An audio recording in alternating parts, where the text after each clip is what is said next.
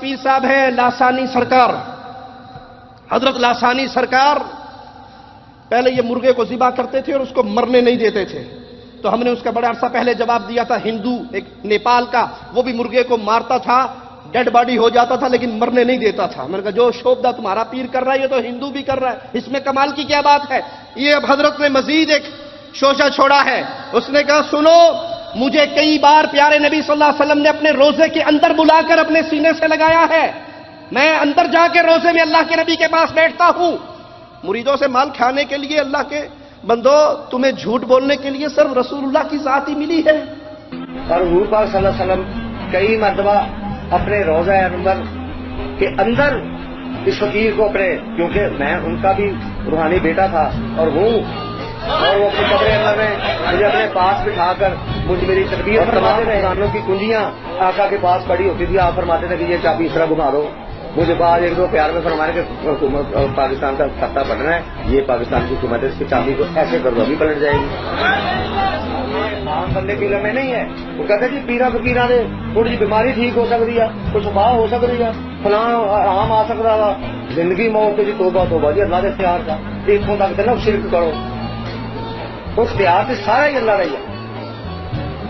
تو اللہ یہ کام تو نہیں کر رہا ہے، اللہ کو قبضے روح قبض تو نہیں کر رہا، وہ اسرائیل علیہ السلام کی ڈیوٹی لگی ہوئی نا، پیدا کرنے کی اللہ کی ڈیوٹی تو نہیں ہے،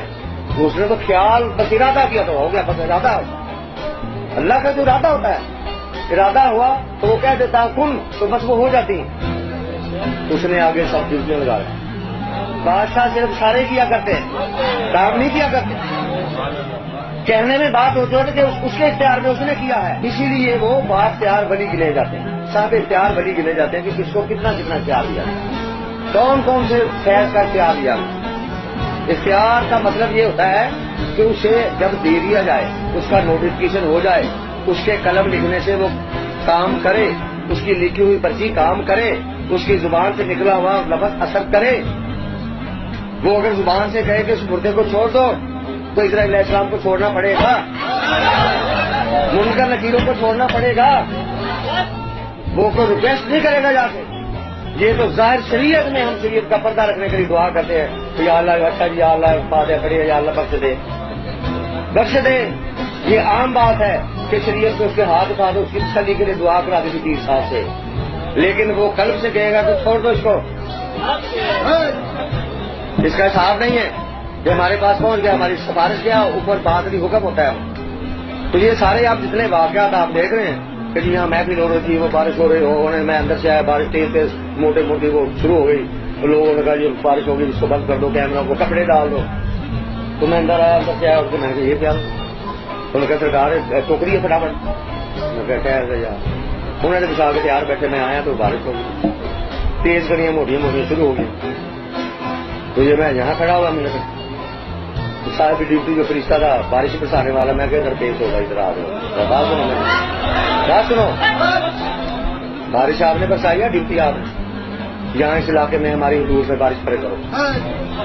ہمارا آج موڑ نہیں ہے جانے کے، یار میں آئے ہوں گی تیار ہو کے، یہ بندے بیٹھے ہیں جو ہلچل مٹ گئی ہے، ابھی تو ہم نے محنت کرنی ہے، وہ یہ موڈ کی بات ہے نا، کہتے ہیں ٹھیک ہے اللہ کی مرضی، وہ حکمت ہوگی اس میں،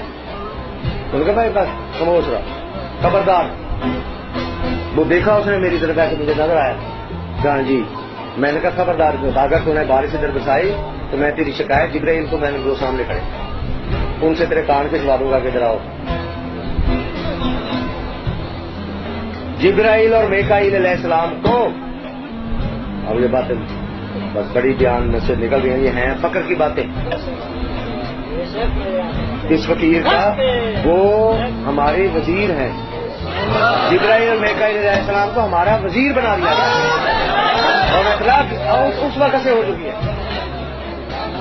اے جبرائیل میکائیل تمہارا بادشاہ وہ زمین پر بیٹھا ہے، روزے کے اندر مجھے بلاتے ہیں، اور جب میں گیا سارے جہنوں کی چابیاں پڑی تھی، آپ نے پیار سے کہا اگر پاکستان کی حکومت کا تختہ الٹنا ہے تو وہ چابی پاکستان کی گورنمنٹ کی ہے، اسے یوں پھیر دے، راتوں رات نواز شریف جیل ٹر جائے گا۔ انا للہ و انا الیہ راجعون،